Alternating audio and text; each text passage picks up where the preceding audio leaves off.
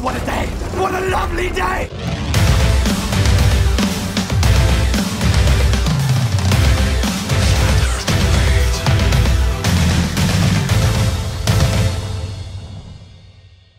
Welcome to Flat Earth Debate Uncut and After Show. I'm your host, Nathan Oakley, and if you're new to this channel, or you've not done so already, be sure to subscribe and hit the bell notification icon to keep up to date with all the Flat Earth Debate pre-show and after-show goodness. If you'd like to support this channel, there is a super chat that runs alongside each of these shows while they premiere. There's also a PayPal and crypto link in the info box below the video. Now, while I'm setting up for the second live debate, which will be going out shortly on Nathan Oakley 1980 channel, I'll pass you over to the panel and you can enjoy the dulcet tones of whoever's in there while I set up for the second show. I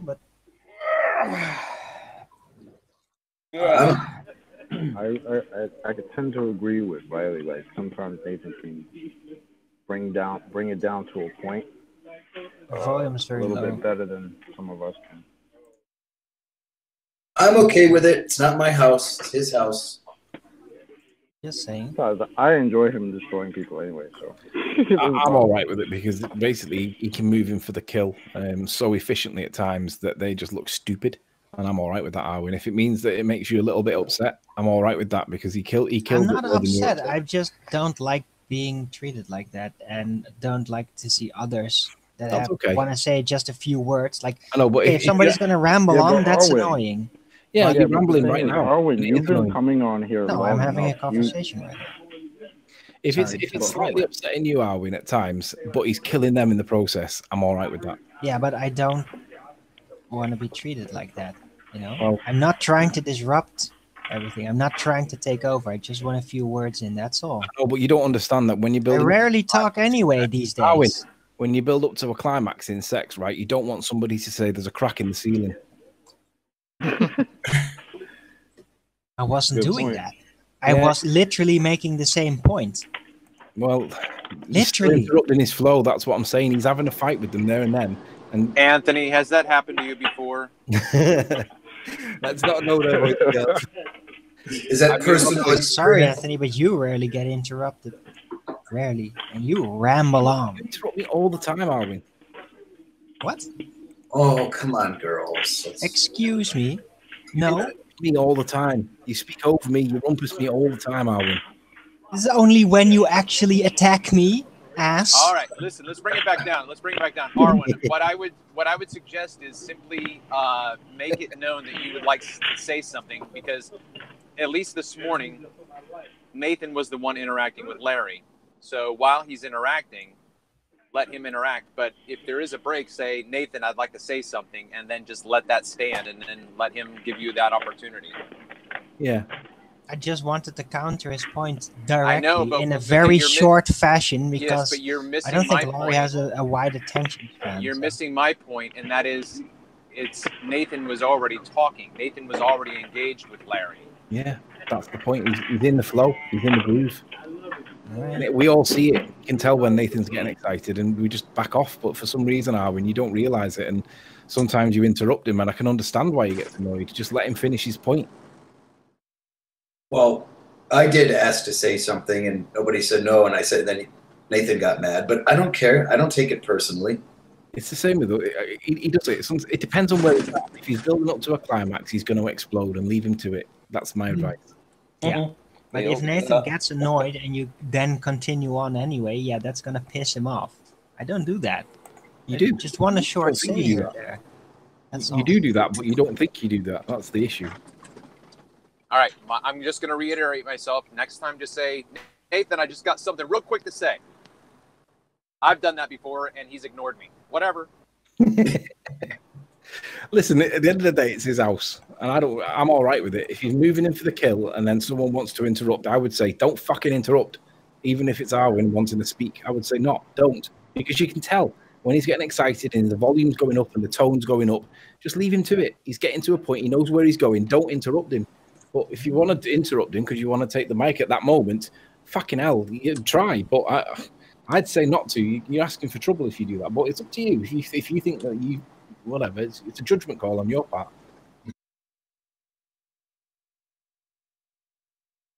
Oh, what a day! What a lovely day!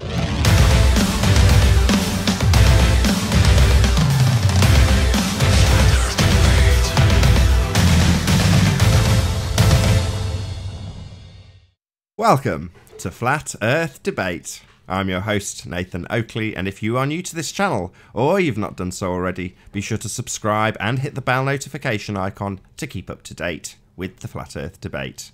If you'd like to support this channel, there is a super chat that runs alongside each of these shows while they're live, and there's also a PayPal and crypto link in the info box below this video. Most importantly though, if you would like to join the discussion, simply mute the page you are currently watching, then click the link in the info box below this video to join the panel and express your views on the shape of the Earth. If you do join, please don't swear. If you do, you'll be ejected, and if you are, please don't try to rejoin the stream using sock accounts. You'll be warmly welcome back on the next stream. Please also share the show on social media. Sharing the show obviously increases the live audience, but this in turn increases the chances of a more diverse panel. So please share the show. And one last time, if you're new to the channel or you've not done so already, be sure to subscribe and hit the bell notification icon to keep up to date with the Flat Earth Debate. Now we are joined by Arwin, Chocolate Sane, Eric, Larry, Anti-Flat Earth, Sleeping Warrior, SX, The Plain Truth. That's pretty much it. Good to have you all. Did you hear that pathetic horn? That was weird. Yeah, you're making a lot of noise. Yeah. Well, I was trying to blow the horn, and it's got a snuffle. We could hear it. Anyway, good afternoon. Good morning. Yo. I'll start off with an apology to Eric and Arwin for the last show where I told them both to shut the hell up. Very, very sorry to both of you. I don't require one. Apparently, Arwin does. So Arwin's a bit. Let's have a go for me. You were on a roll. It's just. Well, you're right. I overheard from the kitchen what you were saying. I was basically making the same point as you were. You said it more eloquently. I just said it really quickly. It's the difference. Yeah, you're right. There's no need to jump. Whenever it's appropriate, I'd like to ask. Can you shut up, Eric? I'm trying to talk to Arwin.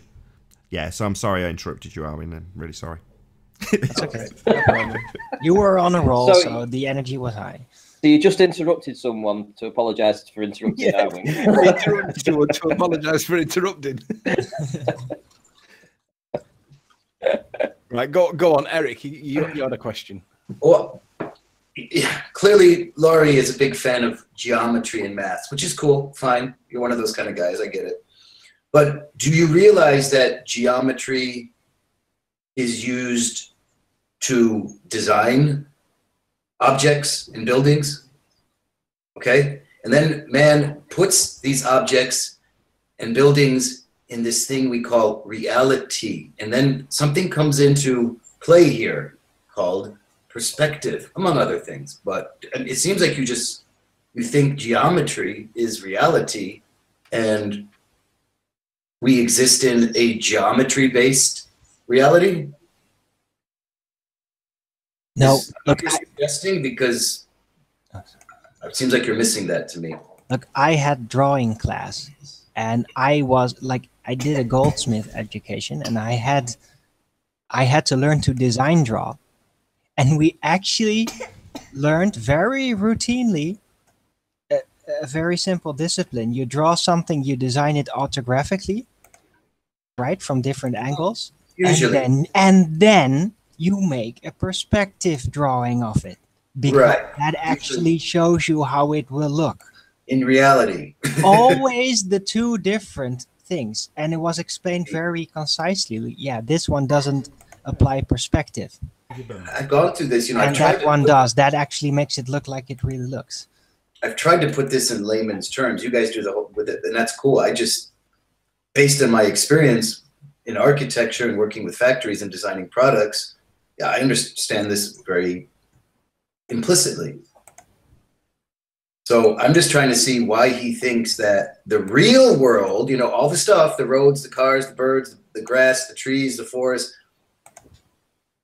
how does he not realize that this is all based on perspective, the individual observer? I'm actually not denying that at all, so that's not my point. You're not denying it, Al. Okay. Yes. Like what I said, actually Arwin's point was quite good.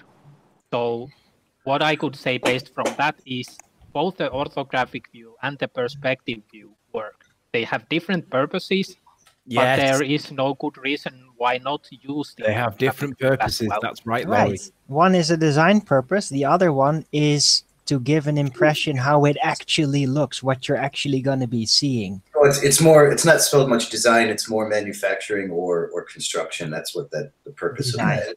Design. So, Laurie, at the end of the last show, you said to Nathan that if we were to apply the points that Nathan made, that we would have to rewrite all of geometry. Do you remember saying words to that effect? Sure. Nathan, would you mind presenting my screen, and Laurie, click on the fingerprint at the bottom of the screen so you can see my screen? So with Conspiracy Caps the other day, he made a claim based on the Earth being flat that Mount Rainier would appear to be taller than Mount St. Helens in this picture.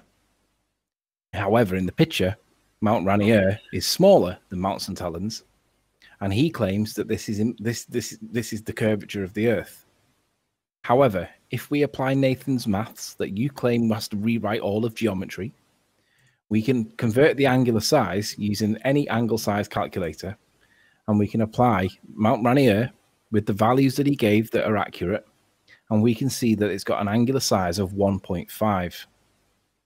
If we then do Mount St. Helens, and we use the full height of it, not the slopey bit at the side that I couldn't verify, but the whole height of Mount St. Helens, we can see that at the distance that he gives and the height of 2550 meters, that's got an angular size of 1.68. We'll call that 1.7. So 1.7 against 1.5.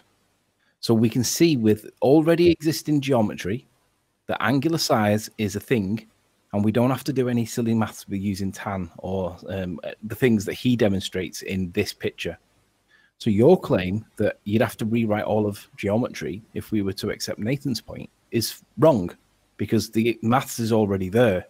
And I put it to you that you don't understand the maths because you would not be representing the position that we would have to rewrite all of geometry when the geometry is already there. So which is it? Is it that you don't understand the point, or is it that you actually obfuscate the point to death by exaggerating Nathan's claim?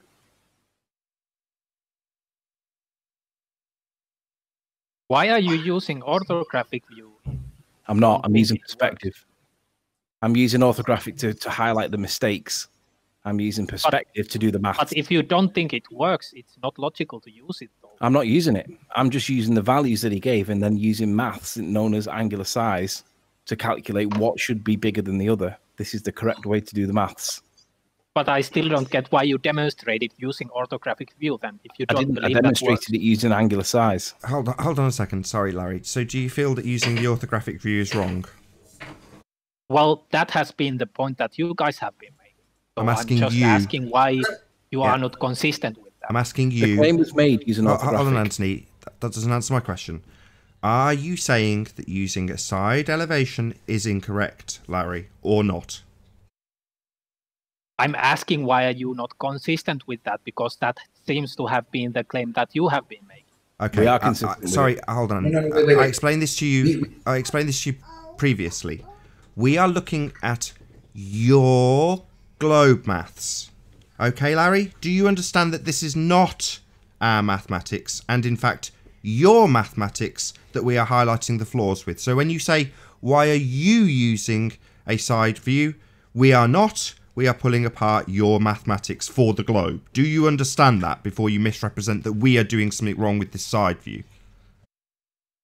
But you are still using side view. Sorry, I'll say it again. No, You're we clearly don't. dumb. Right, let's just say it again, Larry.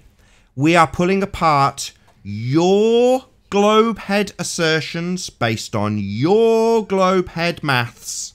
They are not, I'll say it again, just in case he says it for a fourth time, not our representations. We are showing where your representations are incorrect. Do you understand? Or are you going to ask me again why we are using a side view? So. Do you understand, Larry? Yes, I understand. But Jolly you good. said that you are not using them. So We aren't. that was incorrect on your part. Exactly. So you don't understand. We aren't using it. No, I actually This do is not understand our because- demonstration of reality. Look, my point This is our cracking down Shut up, on Arwin. your idiotic You can be a model. bit. That's You what can be a they're bitch doing. if It's you not. want, but We're you not need to shut using up it. here. We're not using it. Look, We're not using it. let me make the fucking point so you can fucking shut up and No, listen. try not to swear. If you were saying this thing rationally, you would be saying you are using it to demolish our model. That's we're my not. fucking We're not- point. we're So not you are using- using Whoa, why are you orthography. so Do triggered? you not Why? understand So that? triggered. Yes, that's Why? right. I think you're going off in a psychotic Wait, territory wait, wait. there. You guys realize what he's doing here. He's trying to make going the claim, psychotic. That's what he's doing. trying to insert the claim that we, human beings, as individuals and flat earthers, are saying that we never or can never use orthography. No, we will use it. I use it when I'm designing something. So Yes, we are that's using, my point. Yeah, nobody is here is claiming that using orthographic drawings is ever not useful. Nobody's claiming that here. You can even use it to show an overview of the place. Right, but You can't use it for actual site result trying to claim that we- calculations. That's the only thing you really can't use it for, because it's not a real comparable setup. It denies by its nature perspective.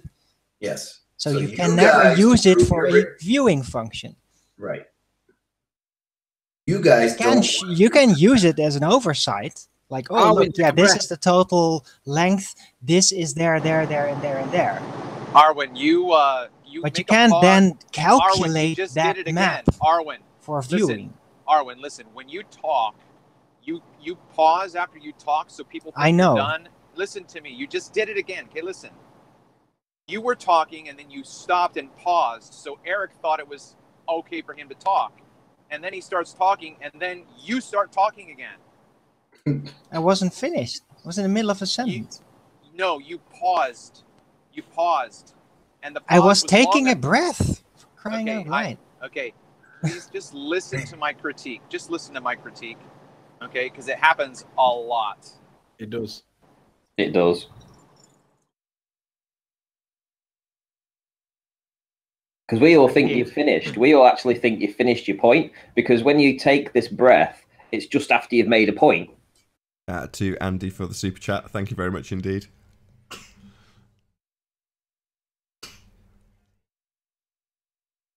I'd just like to say, Laurie. How? Laurie. And Laurie, do you realize we're using right now? We are using this orthographic view because it's your model, it's your reality. So we're using what your evidence of what you're claiming to show your error. So yeah, we are using it right now. I don't know what your problem with that is.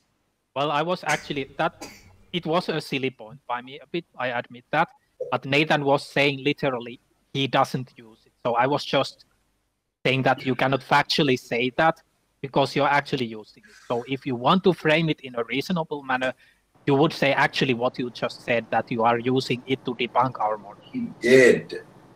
We have on many occasions. Yeah, sure. I agree that was a bit silly point to me to make, but he was not Laurie, being too clear with his language. Problem is that you're using it to try to figure out Earth curvature. We're using it to show you where you guys are wrong, that you can't use this for Earth curvature, because you're using this to try to analyze pictures that aren't taken in this view. You understand that that's a problem, right? I don't actually see that as a problem, and here's why.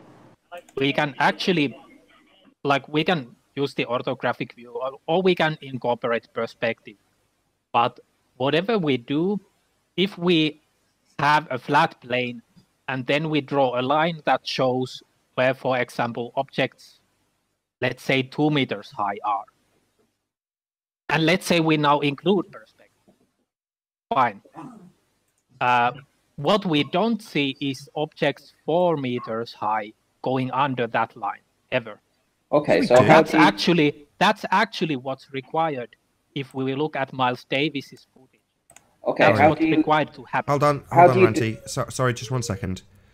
So what you said is, if we draw a line from the observer to something at 2 meters and 4 meters, So you are describing an orthographic representation, Larry. Not necessarily.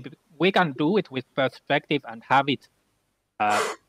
If we have the line angling downwards, we can include perspective and have, let's say we have 10 objects at 2 meters and then the 11th object at 4 meters.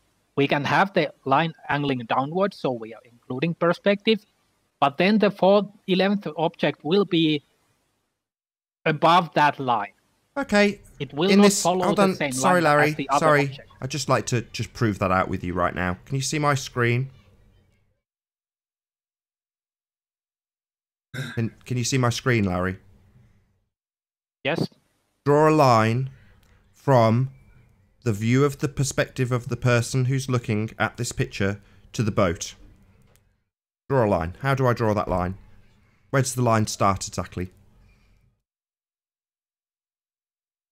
I was talking Does it about start here, orthographic Larry? view. Larry, does it start here? Nathan, I don't see anything. I on wasn't your talking icon. about that at Oh, right. all. I'll say it again, Larry. The way you described it was to draw a line from the person to the target. Now I'm asking you to do it. So do it. I wasn't talking about that, and you know it. Oh, sorry. talking So about- as I specifically said then, you were talking about a perspective view then, Larry. Wouldn't we be having a Precisely. reasonable- Shut your mouth. So as I specifically pointed out, what you were detailing was, fact, a perspective view. Exactly as I said then. So, Can you present me, Nathan, please? This is what you were describing, Larry. A side elevation where we can see both the observer That and the wasn't what I target. meant, so That's what you were describing, Larry. That was my objection. it Then actually you wasn't. said that it could include perspective, and I asked you to draw a line in this picture, and you are yet Look. to do it. So do it. Draw a line from the viewer to the target. Is it from here, you are Larry? Is this... strawmanning my point. There is no need to strawman my point and shut No, up. this is not a straw man. Excuse me, Larry. It is you actually. specifically said you could draw a line from the observer to the target. Now I'm asking you to do it. It's not straw man.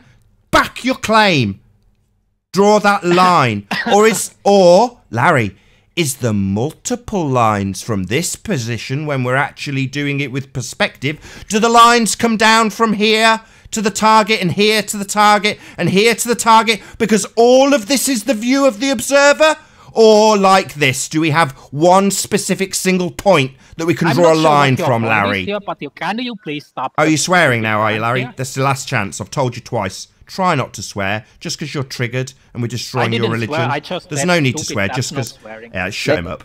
So just because we're taking your religion to pieces, Larry, there's no need to swear at me.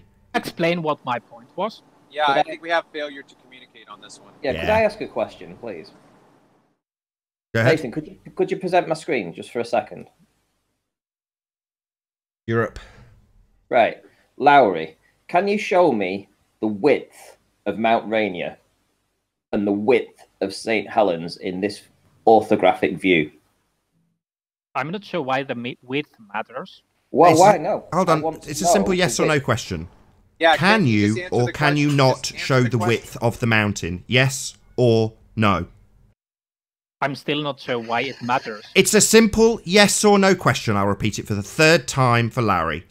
Yes or no, Larry. That means there is a yes answer or a no answer. It's a closed question. Can you or can you not see the width of the mountain in this depiction?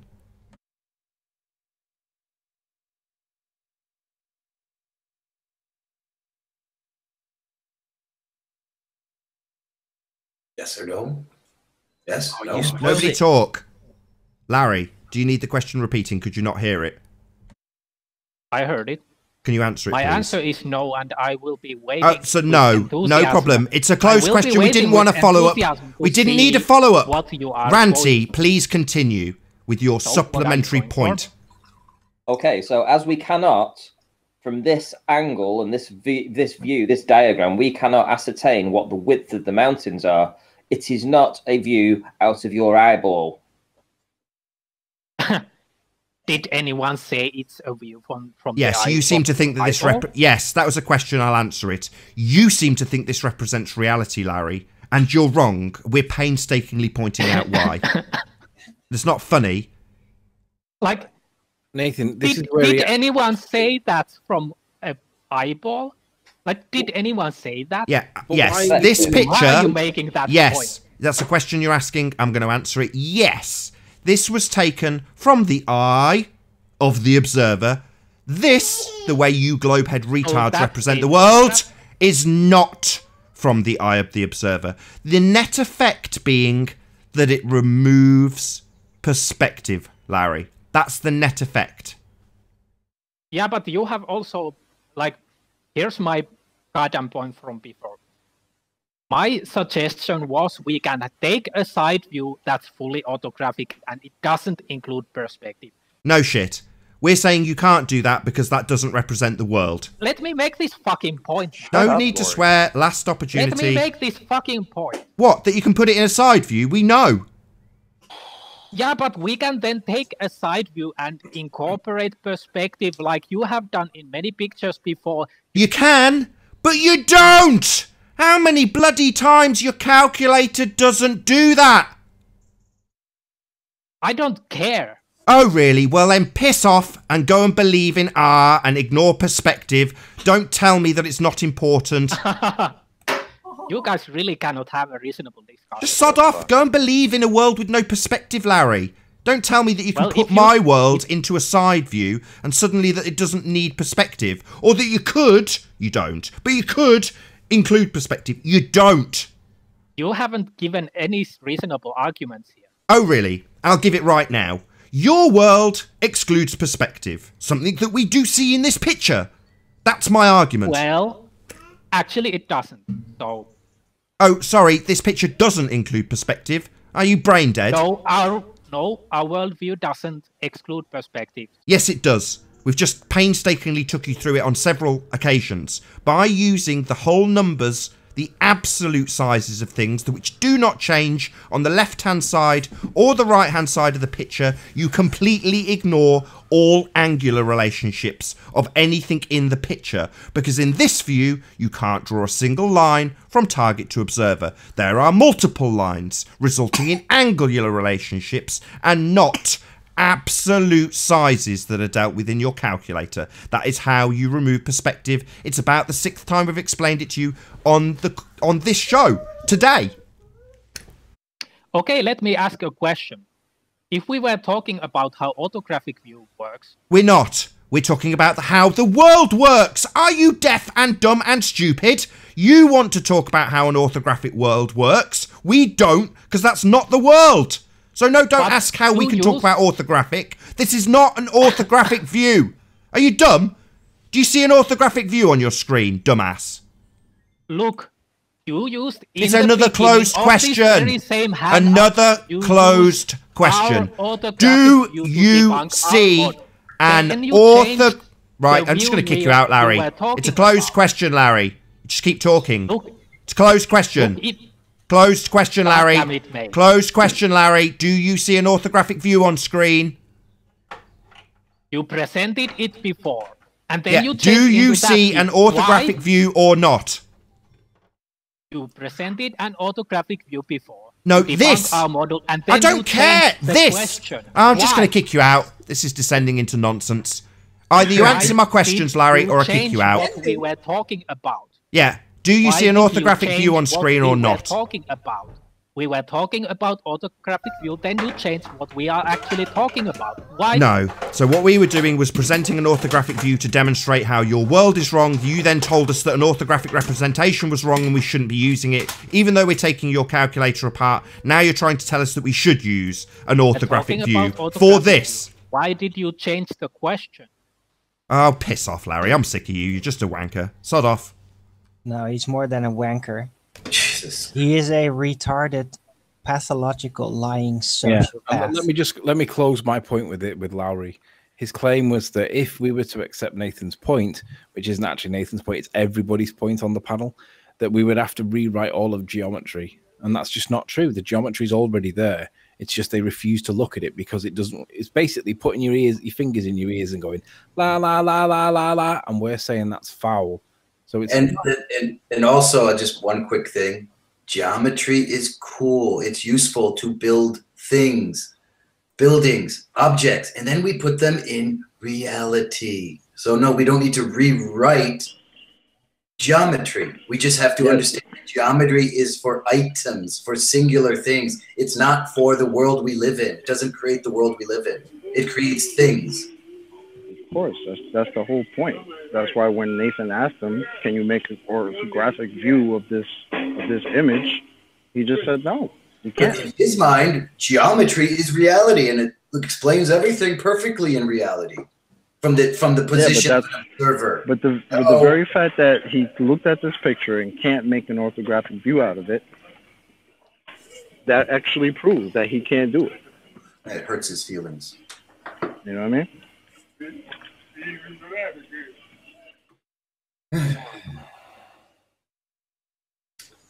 Sorry. Yeah, I'm tired of it. I'm tired of explaining things 5 times to people while they just talk over you when you get to the crescendo rather than actually conceding or saying, yes, I appreciate that this doesn't include perspective, that this picture here has both, as Ranty pointed out, the left-hand side of the mountain and the centre of the mountain and the right-hand side of the mountain, whereas their orthographic view only lets you do an individual side slice without perspective of one target at a time in isolation with isolated angles to that one target. So you can't analyse how big the boat is compared to the mountain. You've got one target. Hi, is it Quark? Q-Mark, is it? Q-Mark, hello.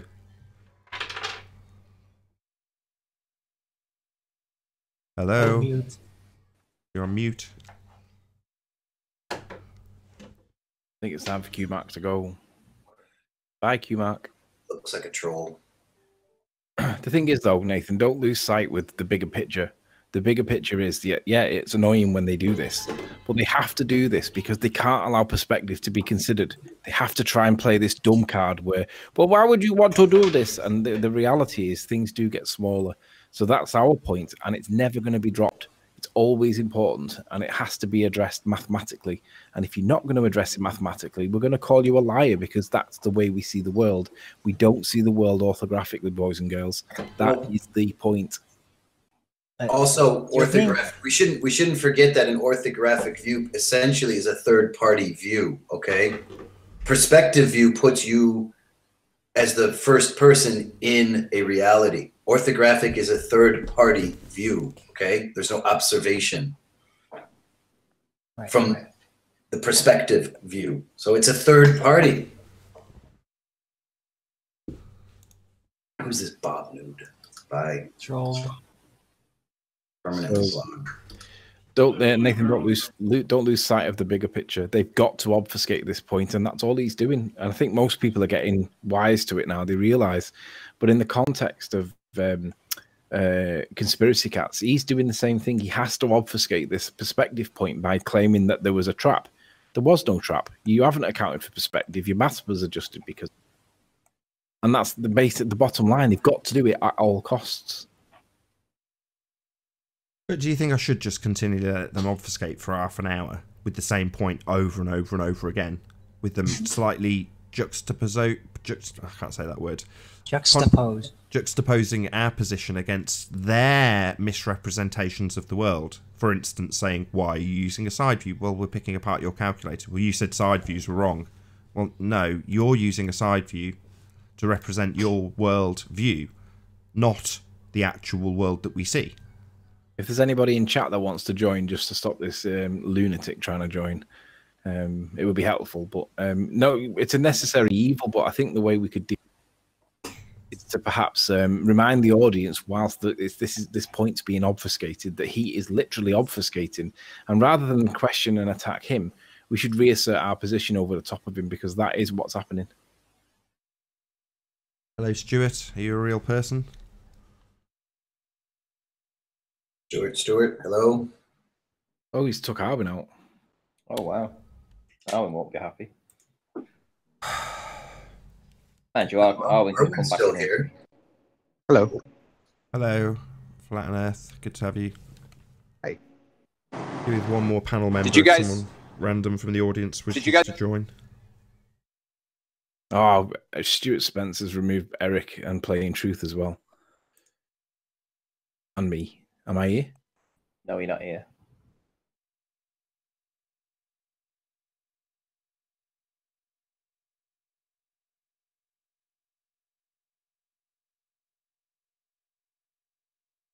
I'll just start a new hangout. It's far easier than letting snipers take control. So if you can hear this, Arwin, I'll get you back in ASAP.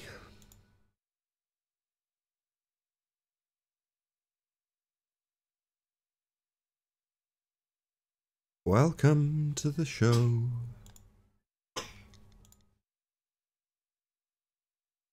This should be the work of but a moment.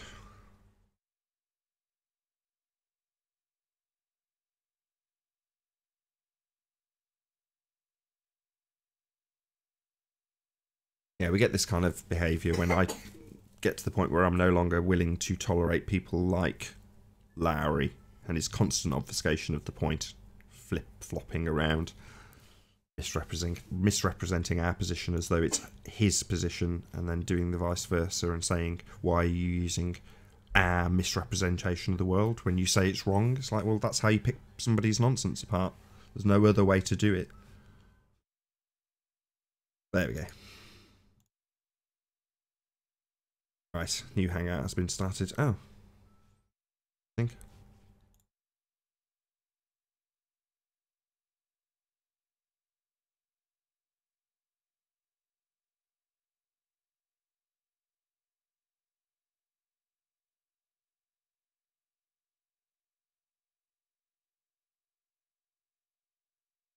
Let's try that again.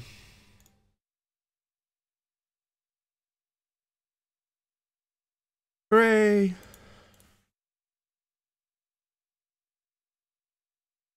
All working. Excellent, excellent.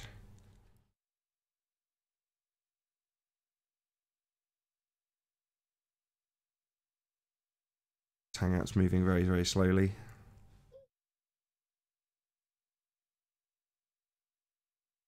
Where's my toolbox? Ah, there we go.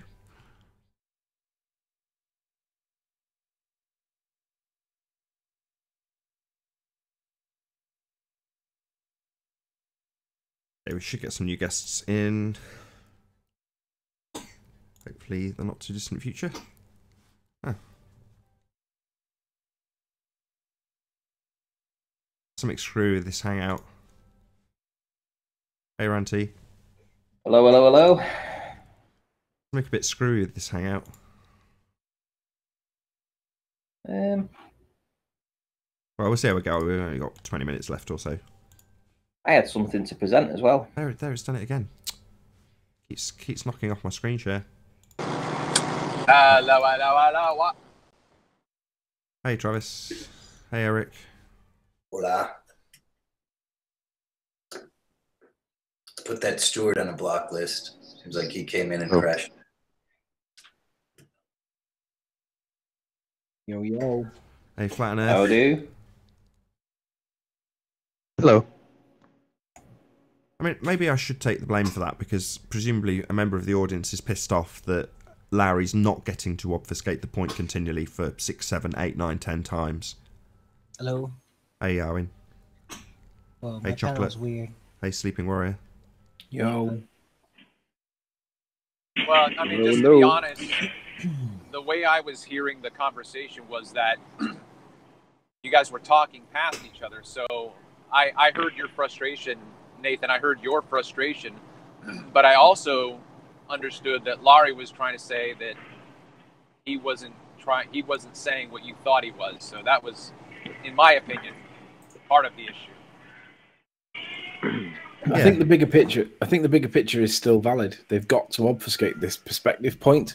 They've got to claim that there's traps that have been set. There's no traps. You just guys have got to obfuscate that point at all costs. You won't admit that you're wrong. You won't admit that you've got arithmetic mistakes. And especially as a science teacher, that's not really acceptable. I mean, it's one thing to be wrong, but it's another thing to be shown that you're wrong and still deny that you're wrong, because you are wrong. We don't view the world orthographically. we view the world, things that get smaller in the distance do so because of distance. Yeah, but like you say, it's because of obfuscation, because he knows we don't use it, but he's asking us why we use it. And when we tell him we're using it to show you where you guys are wrong and you can't use it, and he tries to blame it on us. Like, we're using it for that, but we're using it for a different reason. Makes no sense. It does. It does. If he's being for their agenda, it makes sense. Yeah. Yeah. So long as we get the point across that this perspective point has to be hijacked at all costs, they've got to reassert their position. They've got to try and make us look silly. They've got to try and make the argument look trivial, and they've got to obfuscate it. That's what they have to do. There are certain points, certain topics that they must obfuscate, and this is clearly one of them. Yeah, Coriolis is another one. Right, Ranty, you're on. Oh, right, okay, yeah. So, again, looking through an old video of mine, a series of videos, actually, this is just one of them. But there's a few boats in this scene. That's the Scylla one, isn't it? Sorry? That's the Scylla one, isn't it? Yeah, you remember that pirate boat that we thought we saw? Yeah. Well, we did see. This is it. But the point is here, if you look at the sky, can you see how the sky is all the same colour? And you've got the ocean that you can clearly make out the ocean because you can see, you know, the different lines in it and the waves, etc. But the sky is very consistent and it's all the same colour. And anybody looking at that is going to say, the sea is there, the sky is there. That's where they meet. Yeah, would you agree? Yeah. Brilliant. Right, good stuff. So this is in the video now. We've got 5 boats in this video. I'm going to play a little bit of the video as I pan through. Now, firstly, I want you to notice that all of them appear to be on the horizon. That's the one thing I will say. You know, where the sky meets the water. Different names for different boats. I've got them on ship AIS in a minute. But one thing we don't see in this video is the Stena Hibernia. Right now, just go back a tad. So when we go past these boats here, so we start off here, boat number 1, and then at boat number between 2 and 3, just after we go past boat number 3, so that's number 2. So boat number 3, in the distance right now, some 7 miles past this, because these boats are only 5 miles away. So 7 miles away, we have the Stena Hibernia making its way to Dublin, and we don't see it. Yet we should see it because the elevations, you know, on any model you choose to use, I am essentially about 55 feet above actual sea level at this time. And this Stena Hibernia, I'll just scroll out so you can see where I am. Top of the wall next to the mirror ball. So I'm going to turn around and show you. There's the mirror ball. Top of the wall. The sea is out. And I'm essentially 55 feet above actual sea level. So I'm trying to see the Stena Hibernia that would only be 12 miles away. So I should be able to see it. But as I asked you before, and I said, do you see these boats on the horizon now? Behind these, we should have the Stena Hibernia, but we don't see it. But we do see sky. We don't see anything other than sky. The sky is the same colour.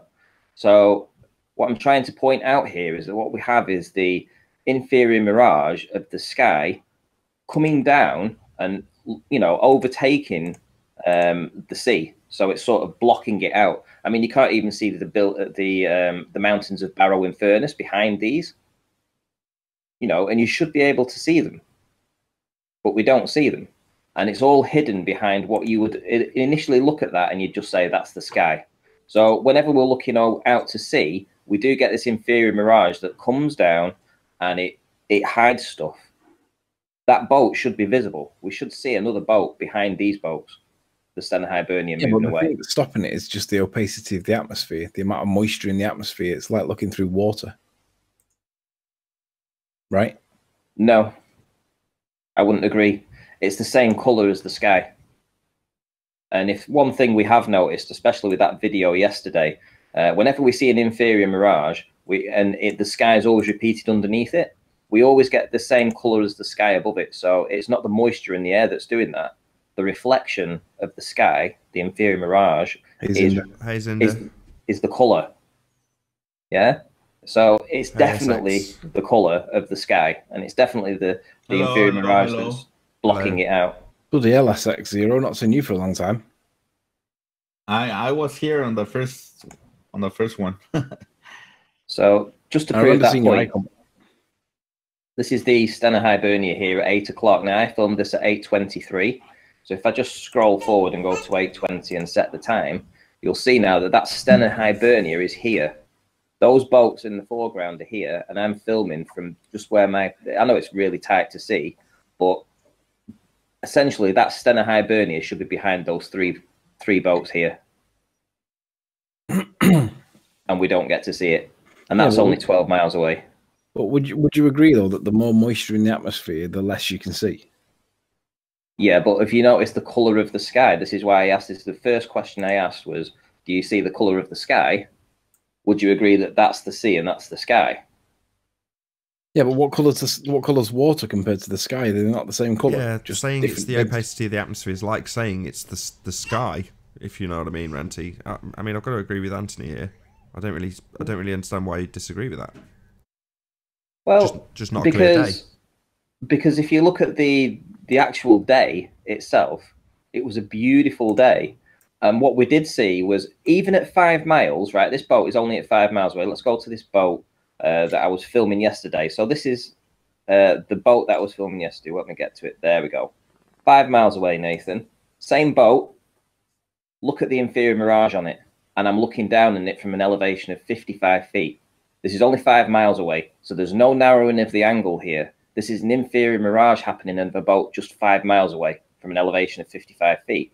Yeah, but the problem is, if you look at Zay's most recent video where a boat passes in front of another boat with this effect in play, it basically, the boat in the foreground doesn't act the way you would expect it to do if this was some kind of mirror in the atmosphere, the way you're talking about it.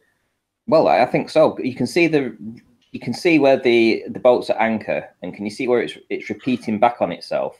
But underneath that, so if you drew the line there, it's the same color. The inferior mirage of whatever's underneath this line here is the same as the sky.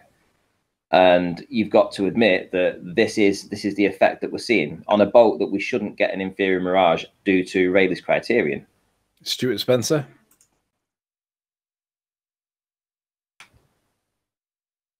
He's the guy who sniped everyone last time. We still get everyone. Yeah, I think so. He didn't get anyone. So yeah, I just thought it was a cool image. I thought it was a cool video. I think there can be no denying that there isn't a narrow angle to this. This boat's only 5 miles away from an elevation of 55 feet, but we are getting an inferior mirage. Yeah, maybe there's more to it, but the inferior mirage with the reduced angle does cause this mirroring. So maybe this is a different thing causing the mirroring, but we do see that with the narrowing of angle. And the boat, that Stena Hibernia, should be passing behind it. So every time I've been doing those compressions on the Stena Hibernia itself, you know the image that we're talking about. It's a 100-foot high boat. We should see it from, it's only 12 miles away. And it's completely hidden, blocked out. Get a random guest from the audience to join just to stop this Bob Noodle dick. That'd be great. Bob Noodle. Noddle. Anyway, just thought I'd share that with you. Thank you, Ranty. Another, you wouldn't be able to tell where the horizon. Muted you, Ranty. If you took the theodolite out and tried to line up where the horizon was from that image, you wouldn't be able to.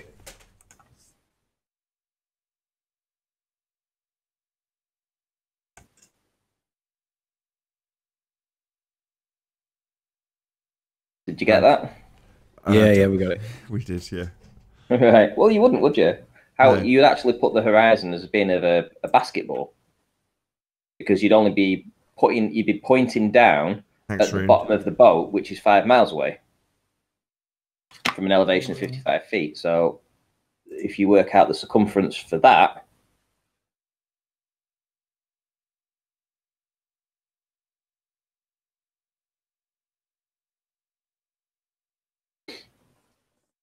Lost the panel to Rune Thornton. No. Oh, okay. Rune does normally have a mic, though. No, I know. He's just joined to as placeholder. Thank you, Rune.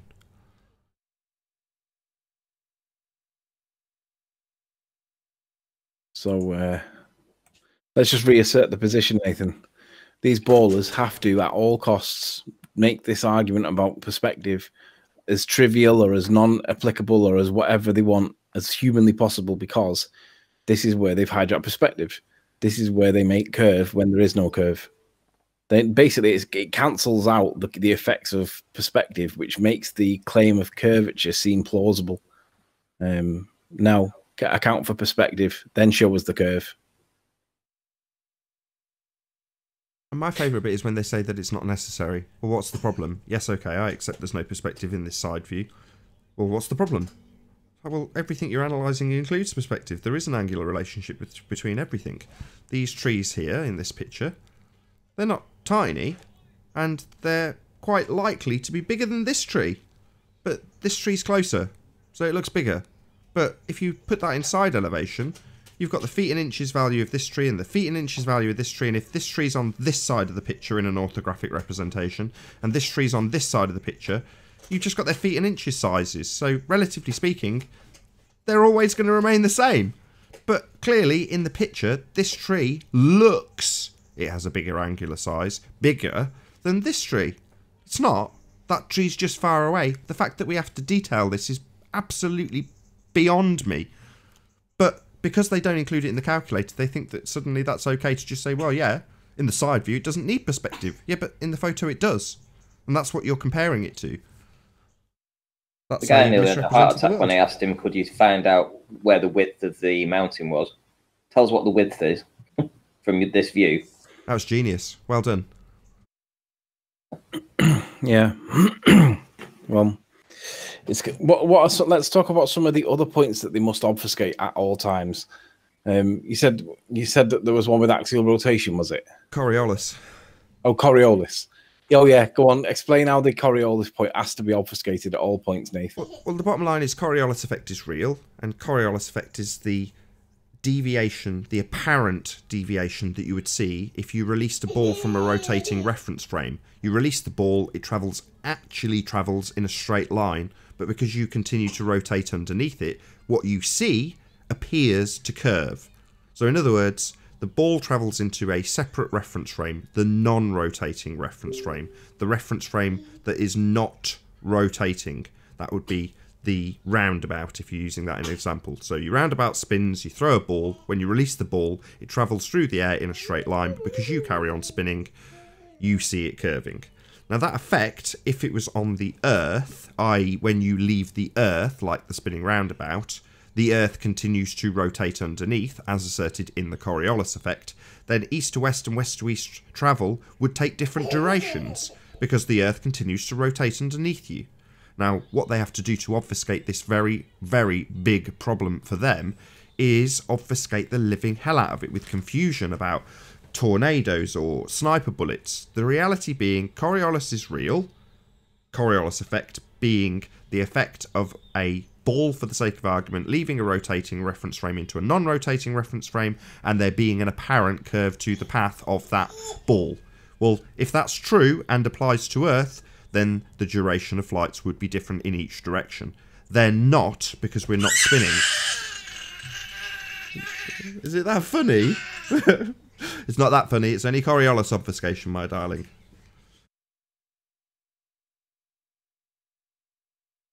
So yeah, they have to obfuscate the hell out of it and say that things that are ludicrous, like the atmosphere is attached to the Earth and rotating with the Earth. It's like, well, if that's the case, then there is no Coriolis effect. If that were the case, right? Since the rotation is supposed to go from let me make sure I'm saying this right. If the Earth is supposed to rotate from east to west, right? Or is that west to east? Sorry, I couldn't hear you. My kid was screaming. The Earth is supposed to be rotating east to west or west to east in their fake globe model. The Earth rotates from the west to the east. West to the east. So if I'm flying from New York to California, it should be a faster flight. Yeah, that's the whole point. Powered flight is a problem. Because they say that it doesn't apply to powered flight because the atmosphere and you are moving in it. So they say it doesn't apply, but it clearly does because the Earth is moving underneath you. So what's technically funny about that is whenever I fly to New York, from New York to California, the flight is actually shorter coming back. By how long, though? It's about an hour, 2 hours sometimes. It depends. So, but isn't that the wrong way around, though? Yeah. Well, on their rotating model, yeah, that's wrong. Should be faster. It should be faster the other way. Should be faster going from New York to LA. Yeah, this is where the contradiction lies. So simultaneously, you'll have Neil deGrasse Tyson saying that a field goal went in because of the Coriolis effect. In other words, the ball was released, the Earth continued to rotate underneath the ball, and therefore the field goal effectively moved its position as the ball travelled through the air. That would be Coriolis effect, as detailed by Neil deGrasse Tyson. He tweeted out that field goal had gone in, and it was because of the Coriolis effect, i.e. the ball leaves the rotating reference frame, and the ground keeps rotating underneath it while the ball travels in a straight line, causing a field goal to go in. That's his claim. Now, if that's true for a ball that leaves the rotating reference frame, it's also true for a plane, unless you assert that suddenly when it's a...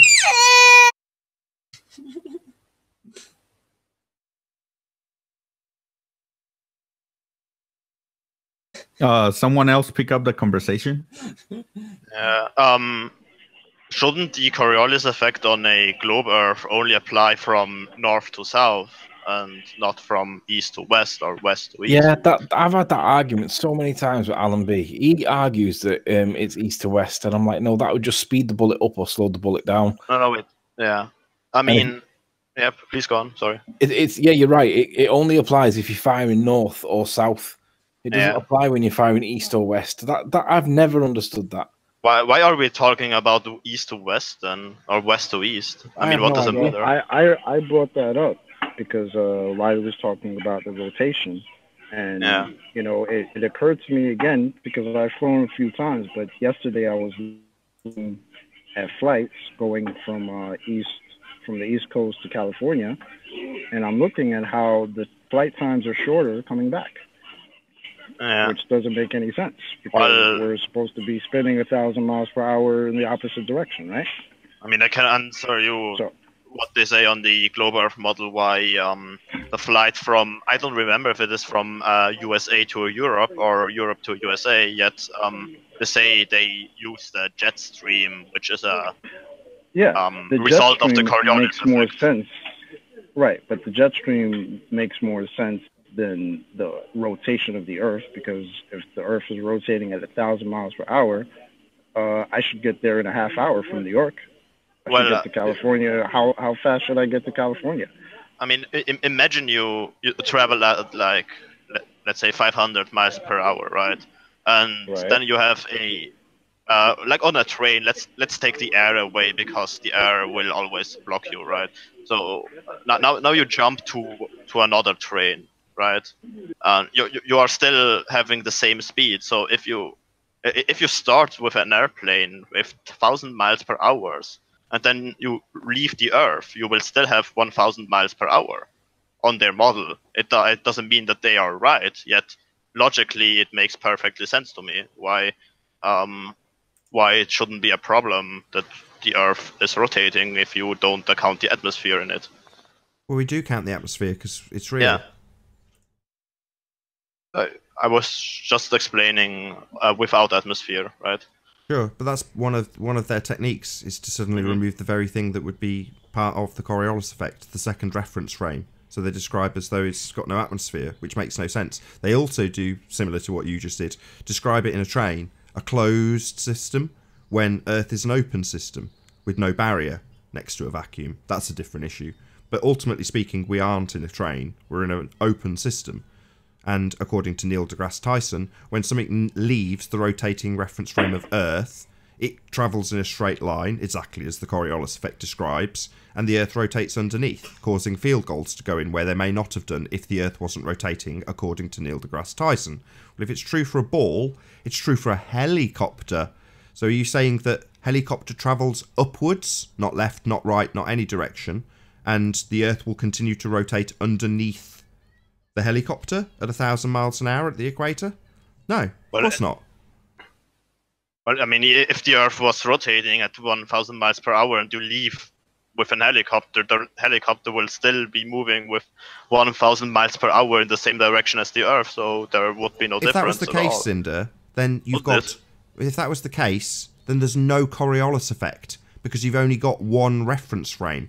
If the Earth and the atmosphere are attached, as you're describing, and you take off in your helicopter and, well, the atmosphere's travelling with the Earth, then you're not travelling into a second reference frame. Then you've got no Coriolis effect to describe. So I would agree, yes, the helicopter takes up, takes off, and doesn't move left or right from where it took off from, unless you put an input command into the helicopter's yoke. Well, if you don't, then it won't. But that doesn't mean that the Earth is rotating and has the atmosphere rotating with it. Far from it. If that was the case, then there isn't a Coriolis effect. Yeah, I mean, the Coriolis effect, according to them, only applies from north to south, right? Not from east to west. Well, if so the Earth's... once you... Sorry, go ahead, once you enter... Sorry, once you go north, the Earth supposedly spins slower because of the shape, because of how a ball is made. And then you always enter another reference frame where the Earth is spinning slower and slower and slower. So this is what they say is the Coriolis effect. I mean, it doesn't have to be true yet. Logically, to me, it makes perfectly sense. Maybe I'm missing something. Well, yeah, if you've got two reference frames creating a Coriolis effect, then you've got two reference frames, Inder. One rotating, one non-rotating. Well, if you're going to assert that the atmosphere is the second reference frame, like Neil deGrasse asserts, he releases the ball into the second reference frame, and the Earth continues to rotate underneath the ball, travelling in a straight line, then you've got two reference frames, Inder, not one. If you have the ball travelling through the atmosphere and the atmosphere is carried along with the Earth, then it doesn't deviate. You've only got one reference frame. No Coriolis effect. So to say, well, it makes sense that you take off and if you travel north to south, you'll experience the fact that the Earth rotates underneath you in a separate reference frame, but not east to west or west to east. Well, it's either a separate reference frame with the rotating Earth underneath it, or it's not. If it's attached, it's not, and no Coriolis. If it is, then the planes need to take different durations east to west, west to east, because you've got an Earth turning underneath you. You haven't, we're just stationary, we're not moving a smegging inch. I see the other reference frames I see as, let's say, the equator at 1,000 miles per hour, and then the next reference frame would be a little bit more north with 999, 998, and always enter another one. No. When I use the roundabout, right? I've got a roundabout. On the outside edge, I'm travelling faster than on the inside edge, right? That's what you're saying. Well, they're different reference frames.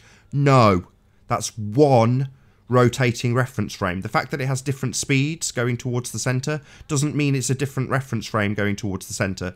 It's the same rotating reference frame. One reference frame, Cinder, not two, because there's different speeds going towards the equator in your globe world. No, it's a singular rotating reference frame.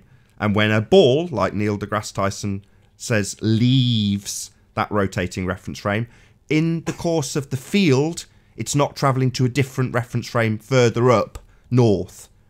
No.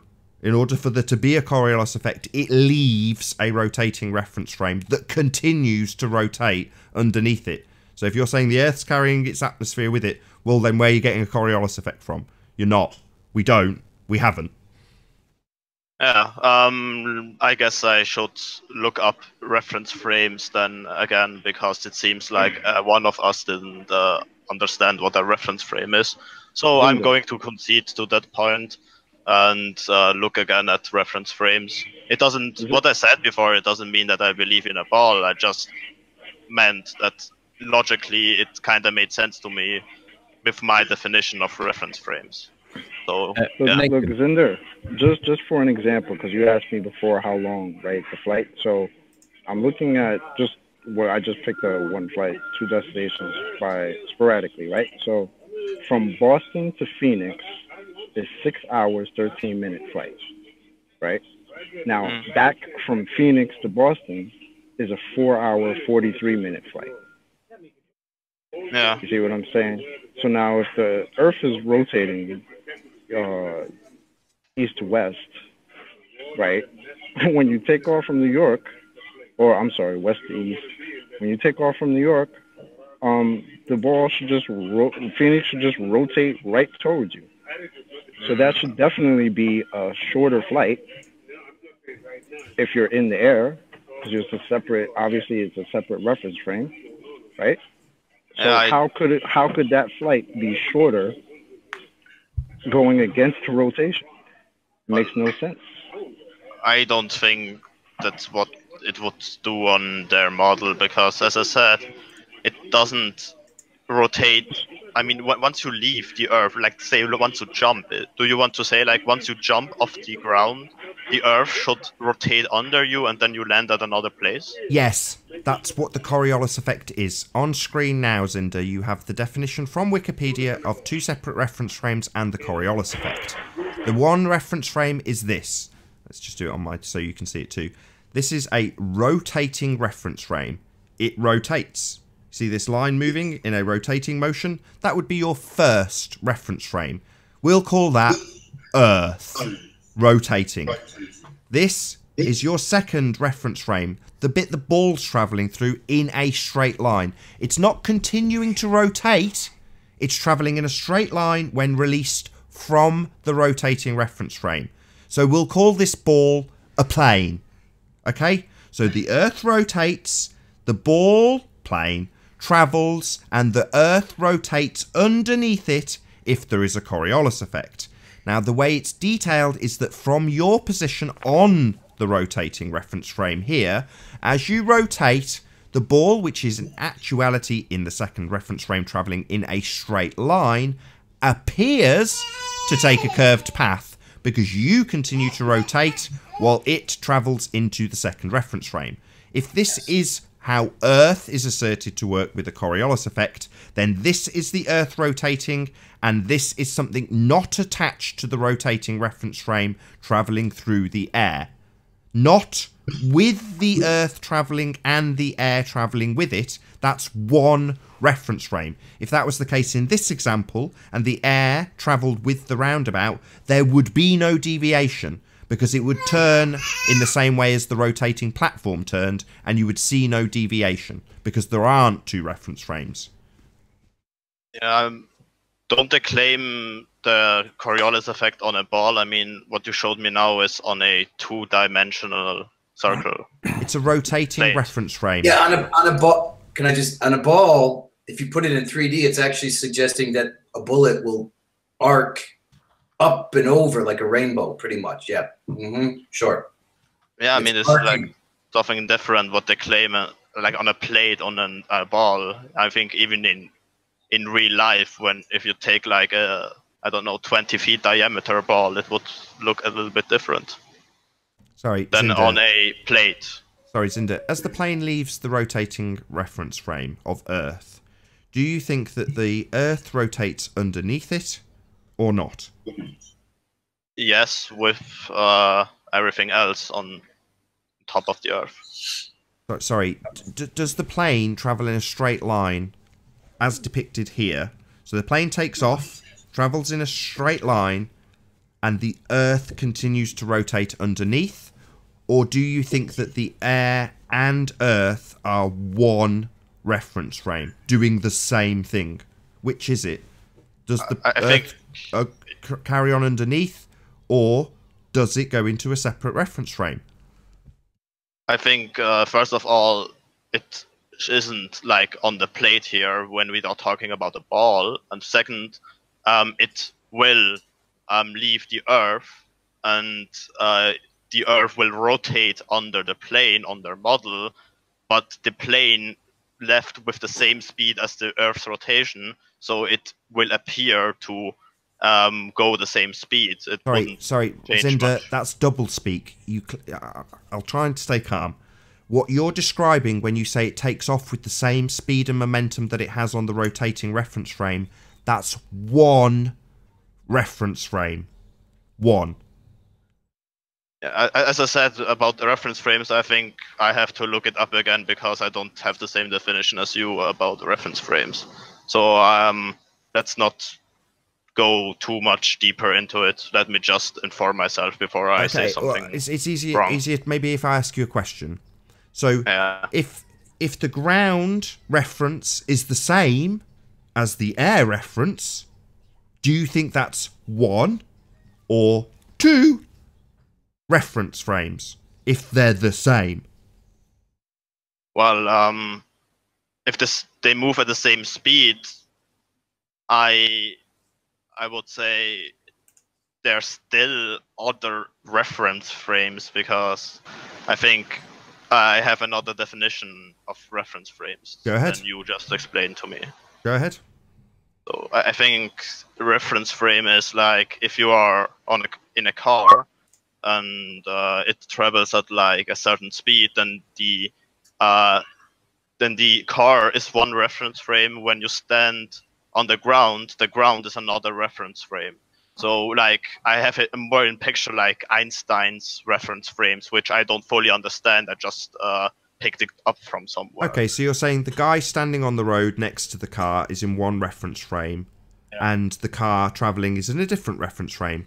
Yeah. But what you're saying with the Earth is that the guy travels with the car at the same rate and the same speed. So the guy and the car, the guy stands on the road and the car passes him. Two reference frames, one moving, one not moving. Now, when you translate you translate that example into a plane taking off and staying at the same momentum as the reference frame below it, because they're very different things, Zinder. You don't seem to be getting it. I've kept the show open, live, till you get this. Because if it's still travelling at the same speed when it leaves, it's in the same reference frame. Yeah, let's say one reference frame, alright. I get what you mean. Excellent. So if you've got one reference frame, you don't have Coriolis. Yeah, here is where I understand something else about reference frames, because Coriolis on the globe Earth model describes north to south. So you leave at 1,000 miles per hour and then you enter 999 miles per hour. This is a second reference frame because this is a second speed. No, then you enter that's 998, wrong. 997. Zinder, no. This platform here that's turning, it isn't two reference frames when you move further along the rotating platform. This bit of the platform moves faster than this part of the platform, but it's still one reference frame. A individual, one singular rotating reference frame. It doesn't have to be a single bar around the edge that has a fixed speed. The whole platform does rotate at different speeds depending on where you stand on it, but it's still just one reference frame. It doesn't matter that this bit moves slower than this bit. That makes no difference. It's one reference frame. And when you leave it, you're in a different reference frame. If you don't leave it, i.e. you continue to rotate the same as the reference frame, then there's only one reference frame and no Coriolis. Yeah, here is where I think I had another definition of reference frame, because this plate rotating, I've seen like, when I look at it in my mind, I see like almost infinite reference frames, because every single millimeter you move to the outside has a different speed. So my mind, I have different speeds. Okay, I understand that. So let me ask you this then, Zinder. So they've all got different speeds from here to here to here.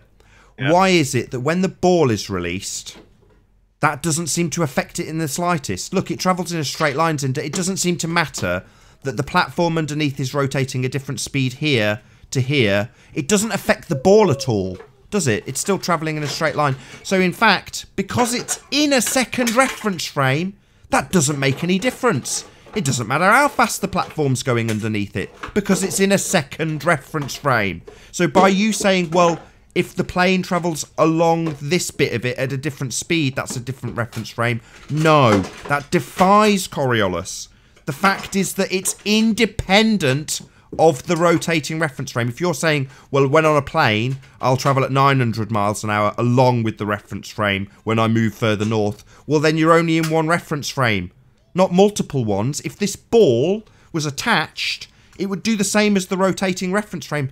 It isn't, because it's in a second reference frame.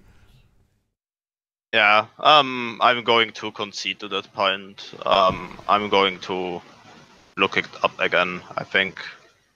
I have to change my logic again to more flat earthy than before.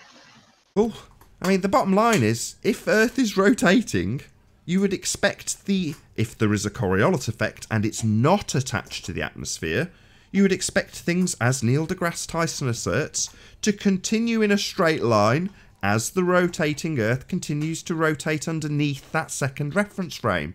Whereas people like Rumpus and people like George Netanyahu will come on and literally tell us that the Earth and atmosphere travel as one, meaning there is no Coriolis effect in play. Because if you've only got one reference frame, it doesn't give you a second reference frame to give you what appears to deviate from your rotating vantage point. But they'll obfuscate the hell out of that. That was a really good point, Anthony, to bring it up. It's given us at least half an hour material, so thank you very much. And with that, I'm going to say, first and foremost, a huge, massive, enormous thank you to all of the live audience for tuning in and hopefully sharing this debate. And, of course, a massive thank you to all of the debating panel for making this debate possible. If you hated the show, then smash the dislike button, but then smash it again. If you like the show, maybe consider sharing it with a friend or subscribing if you've not done so already. Over on my second channel, starting in just a few moments, will be the pre-show that went out before this one, together with a repeat of the former show if you're a bit of a late riser and missed the first debate, so check that out on Nathan Oakley channel. I'll stick a link as the end credits roll. Once again, I've been Nathan Oakley, and I'll see you all in the next video. Oh, what a day! What a lovely day!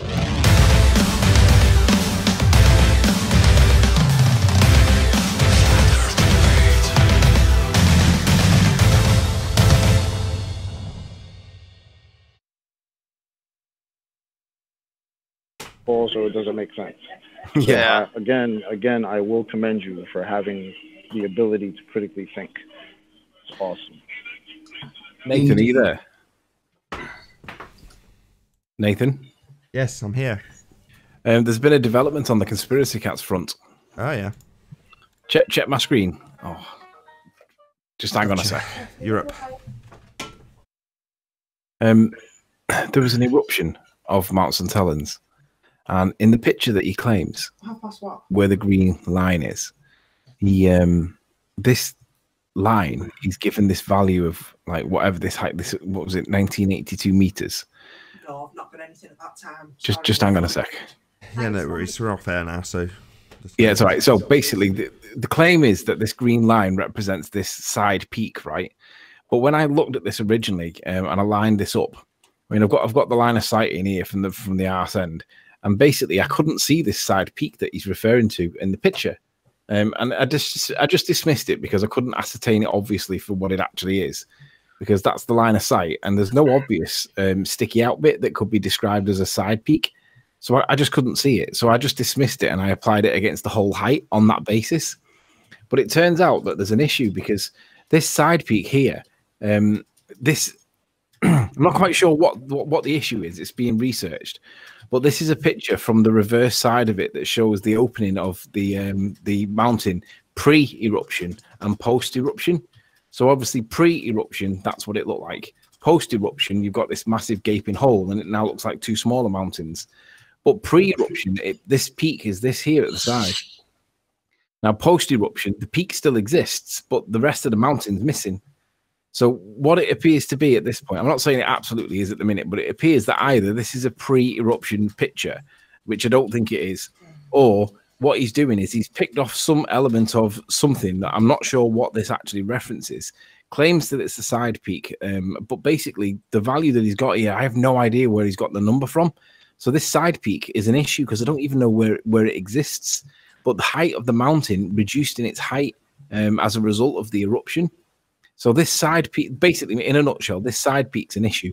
I couldn't validate this claim originally, but I just thought it was me being a bit of a Burke, so I applied it against the whole height anyway.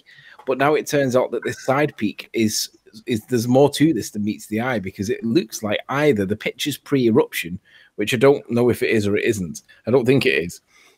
Or there's a sleight of hand somewhere. Something sneaky's gone on, because this side peak can't be validated. So if you guys are watching this now, see if you can find where he's got this value for the side peak at 1982 meters from, because it doesn't seem to exist. I don't know. I don't understand it. I don't understand where he's got it from, and I can't be asked asking him because I'll get some convoluted bullshit explanation. But the original claim for side peak can't be validated as far as I can tell. It's weird. It's cool. Yeah, nice and clear. Nice, clear, crystal, concise globe proof as ever. Yeah, it's a crock of shit. There's definitely no evidence to support that being a sphere, though. It's not missing. Have you guys ever been asked, why can't we see Mount St. Helens everywhere on Earth? For the same reason, was it Mount St. Helens or Mount Everest? I forget which one is the highest. But well, that's like they asked, like, why can't you see Japan from California or something? Yeah. Yeah, somebody asked me, is Everest the tallest? Everest? Is that the tallest one, or is it St. No, you have to just Everest. Can you see forever? It's a good example to make. So somebody asked me, why can't I see Mount Everest from my house? But that's a great way to... like, really? That's a great way to show perception, Chocolate. So basically what they're saying is, if you draw your position where you are now and where Everest is in orthographic view and draw a single line from you to that mountain, according to that, you should see it, right? Yeah. Oh, right. Like, really? Oh, why can't we? Oh, well, because it's too small to see. Oh, well, this side view says that you can see it. Look, I can draw a straight line from one to the other. But they always throw the caveat in, if the world is flat, why can't I see it? Why can't I see Everest from my window? And it's like, you guys don't understand that things get smaller. These are adults that supposedly went through Adults, a full-grown adult asked me that question. Yeah. I was just like, I don't even know how to respond to you because you're just crazy. So I guess that means in their world that their eye can see forever. In their world, their eyes can see I think forever, it just goes more basic than that. I think it's just because it's the tallest thing and the world is flat, so they should just see it. You should just be able to look up and see it like some giant tree or something. Like, it's crazy. Yeah, because the human eye can see forever. The only reason we don't is because there's curve. You know, this is what we were told, right? I mean, they said that our eye can see forever. Our eye can see stars that are dead since billions of years, like billions of light years away, yet we can see them. They don't say that exactly. It's just that the light is traveling to us from billions and whatever. Yeah. Okay. I mean, even after the star is dead, the light is still traveling to you. Like, and then, you know, even as a kid, I was like, really? And what we see may not exist in reality anymore because, you know, it's way back in time. So that of course, I always used to think like, so basically, if I had a really big telescope, I can look back and see dinosaurs. That's exactly what my teacher told me. That's what they say. They say that the microwave background radiation is the echoes of the Big Bang. That's what you're seeing. So yes, what they claim literally is that if you've got a strong enough telescope, you can look back in time at the microwave background radiation that was the Big Bang. That's exactly what they say. So I guess aliens on another planet are looking at the Earth and they're looking at dinosaurs with a telescope. Yeah. Sure. I was literally told by a teacher, if you're looking at a star, most of the stars are already dead, and the light is still traveling to you, and you're looking at light that from a star that's already dead, but still traveling to your eyes. Really? Oh my God. And then these people will actually laugh at people like Christians or Buddha, whatever, for their beliefs. That's what's ironic. Right. But believe in upside down people. Right. Kind of ridiculous, isn't it? Yes, Cinder. You know it.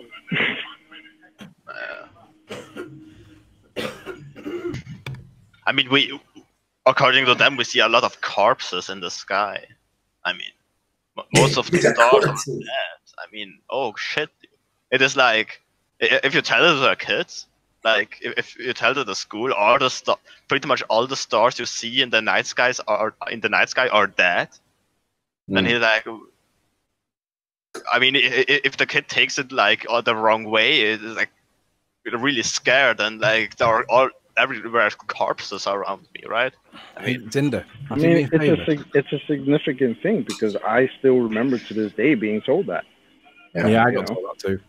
Yeah, we weren't told that at school. At least we were never told at school about the shape of the Earth or anything in regard to that. So, Zinda. What? Glowbusters released a video in the last couple of days, and it's about the sun, whether the sun is actually a gas. Wait a moment, please, before you keep talking. I can't hear you right now. Wait, just have a little bit of problem with the audio. Okay, repeat, please. Yeah. Glowbusters released a video entitled "Is the Sun Really a Gas?" You should watch it because basically there's an argument that says that it can't possibly be a gas because, and then it gives the reasons for why it can't be. It's worth watching, mate, because it's just bizarre what the sun is supposed to be compared to the evidence that doesn't support it being what they say it is. Watch it and then just kind of let me know what you think because it's really interesting. Interesting. They say the sun is plasma, right? I mean, well, no, most people describe the sun as a gas, a hydrogen helium like fusion, conducting fission. Plasma, they say. As I remember right, another state of matter is plasma after gas. Sure, but just watch their video and see what you think because their video is very interesting. It's quite old, but the points that the evidence that they bring up is pertinent today because if it is a gas, it has to behave in a certain way and it can't behave in a way that's contrary to it being a gas. Otherwise, it's not a gas. And that's the point that this guy's saying. He's saying, hey, this might not actually be right. Just watch it. It's really interesting. All right. Speaking of suns, is anybody familiar with the Dyson sphere concept? Yeah. How would that work? How would they overcome or levitate? Like, how would they work out are they going to use orbital mechanics? Or how would you encase it but have it suspended? I think I know what it is. I think it uses cyclonic action, doesn't it? What's the idea that... Like a Mobius ring? It's an idea that with technology we can build a solid structure around a sun. Yeah, an Earth ship. Wow. Yeah, and harness the energy and beam it back to a planet or something. Around the sun? No. That's it's but that's a super far future concept when it's basically at its last. That's like the last industrial project. Yeah, I've been speculating about that all throughout the 90s. I was thinking you could even build a black hole power generator where you would basically build a stable ring around a stable station around a black hole and then shoot matter past it. And the sheer gravity force would break up the matter and turn it into plasma, which could then be received. So the original thing, Dyson sphere, is a mega structure that encompasses a star. Right. Well, captures the energy and blah blah blah. And I made up a Dyson sphere power generator. What material would you use? I mean, no material ever known would hold such. Well, how would you encase it? That's not true. That's not true. You could use the power generated through the process to power basically electrostatic propulsion to like counteract the gravity and relieve some of the torsion force of the black hole, keeping the whole thing stable. But it would have to keep on running. As soon as it would turn off, it immediately collapses into the black hole. So it's a complicated thing to build. It sounds, well, you could be a science fiction writer, dude. I know. I am science fiction. I have written science fiction things, although I mostly about time travel. Oh, interesting. Hey, Nathan. I have a question. Are those shows that show up on my time around 4 o'clock in the morning? Are those live shows, or are those pre-recorded? What time zone are you in? Well, right now it's 11:29 a.m. 11, 12, 1, 2. Does it usually say premiering now when you watch it? Well, they show us live, and then like I don't know, for some reason I see the chat on the video different than the live chat. Yeah, that's him replaying a previous video. Oh, so okay. you won't see the same chat in the video that you'll see actually on the chat. So it's not live. Playing it, no. All right, it's live because he's playing it live, and you can chat. Like if you go into that chat, you can chat in it, but it's not the conversation live as okay. You know what I'm saying? Yeah. I don't know if I'm describing it right. Yeah. It's like a repeat. Like as soon as the first show is done, right? And then I think this is how he does it. When the first show is done, he replays it as the second show is running. I think. Oh, okay. Thank you. But mine, it usually will say something like premiering now, or something like that. So.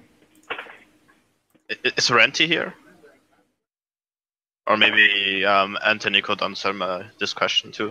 Sure. So, I found the video I searched because Renty showed the video last or the previous episode of the debate, and the one from Goodism for All, the one reason buildings disappear, the fraction experiment too. Yeah. Right? You showed it once to me, and I searched it. Now I found it. Do you know the height where his camera was when he? Yeah, it was on the floor. It was on the floor. But do you know what camera? Plus minus. I think it was just his mobile phone. I think. Oh, right. So then, like 1 centimeter, I guess, above the floor, 2 centimeters. Yeah, 1 or 2 centimeters. Yeah. Okay, interesting. Just wanted to compare this to other observations that were made. Because that one seems like the flattest floor I've seen regarding the angle of view test or experiment, whatever, observation. All floors are flat, Zinder. We don't have curvy floors. No, I mean, this, of course, but there sometimes is indeed obstruction when I try to do the same thing on a little bit more wobbly floor, right? I have to choose carefully which floors I take to see if it's angle of view or another thing. Well, you know it's the angle of view because look at Rayleigh's criterion. It tells you that as the angle gets more oblique or more acute, it starts to mirror on itself, and it becomes like a what we would call an inferior mirage, but actually it's Rayleigh criterion. It's the Rayleigh. Is it Rayleigh's diffraction? I think that's what they call it. Yeah, I'm completely aware of the angle of view thing, and I agree with you. But, when I compare it to other people's videos, it doesn't. The effect doesn't match up.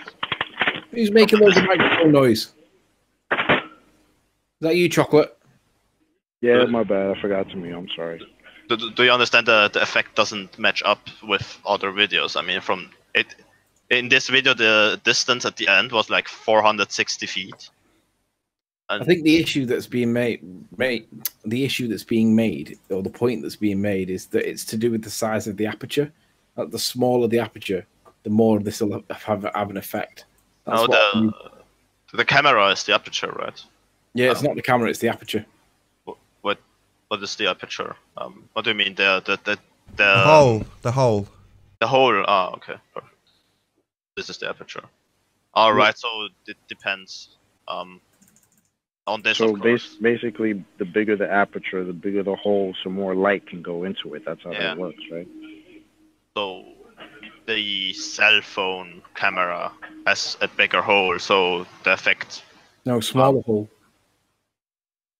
No, I mean, you said he made it with a cell phone camera, right? The one reason buildings disappear, diffraction experiment. Sure, but I think the point that we were making is that with the smaller aperture, it reduces the amount of angle light that can get into it, so it causes that effect more. Yeah, but on his video, it has a bigger hole than, let's say, on Nathan's video, because on Nathan's video the book disappeared quite fast. Here you can see the effect. You can see the effect barely from 460 feet. You can see it a little bit, yet not so extreme as in Nathan's video. Do you understand what I mean? I think Nathan might be better answering that. Yeah. Sorry, what are you asking? Sorry, I wasn't paying attention. So his the camera of Goodism for All had a bigger hole on his video than the camera you used, I think, because here in One Reason Buildings Disappear video, the effect on 460 feet is less visible than when you did it with the book. This is what I was trying to find out, what the difference were. Well, yeah, you're right. Because he's got more zoom and a bigger aperture, it means that, number one, he has to get considerably further away to get the same effect to happen, because he's got a bigger aperture and that increases the diffraction limit. So he's going to have that effect happen at a further distance. In other words, he can see more. He's got a bigger aperture to see more with. But where he's showing the actual diffraction limit being reached and breached on those paint cans, he can zoom in on the diffraction limit to see the effect of it. Whereas on my book, it's only 1 pixel on my sensor. So that stretching effect that's being seen in Zach's imagery is only possible to be seen because he's got a nice zoom camera and can literally zoom in on where the angles are too limited to see, as opposed to the diffraction limit that the camera's taking effect. So what I mean by that is, if he was looking up at something that was higher, so above the paint cans, well, obviously the paint cans aren't too small to see. He can still see them. But at the bottom portion of the paint cans, he's forcing the diffraction limit to come because he's looking over the top of a surface. So it's a way of being able to force the diffraction limit because of the limited angle and still see it with a nice big zoom camera and see, you know, like Granty showed with that boat with the tyres going down below themselves. Well, he's got a P900 to zoom in on where he's forced the angle to go down.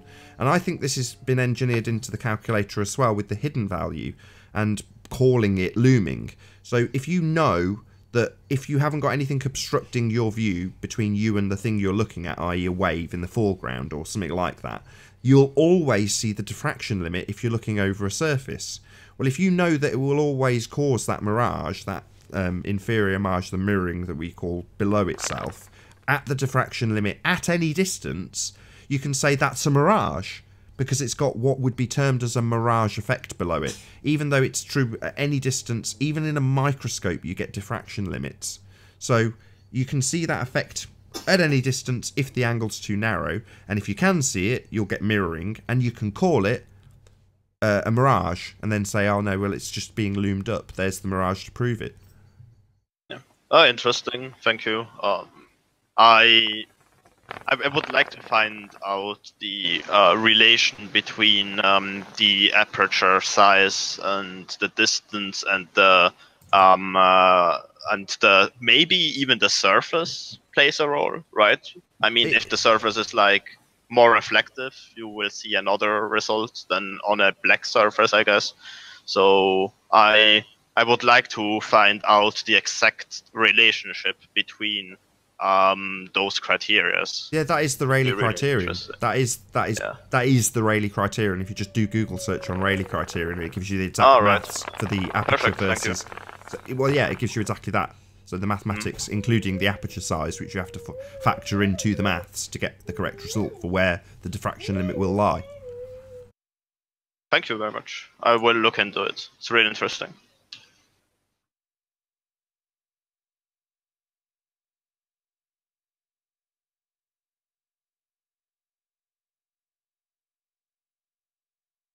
And with that, I'm going to say, first and foremost, a huge, massive, enormous thank you to all of the debating panel for making this after show possible. And of course, a massive thank you to all of the live audience for tuning in and hopefully sharing this after show. If you hated it, then smash the dislike button, but then smash it again. But if you liked it, maybe consider sharing it with a friend or subscribing if you've not done so already. Now, if I've timed this correctly, in a little over an hour's time, an actual live debate will be starting over on my main channel, Nathan Oakley 1980. So tune into that in a little over an hour's time. Once again, I've been Nathan Oakley, and I'll see you all in the next video. Oh, what a day!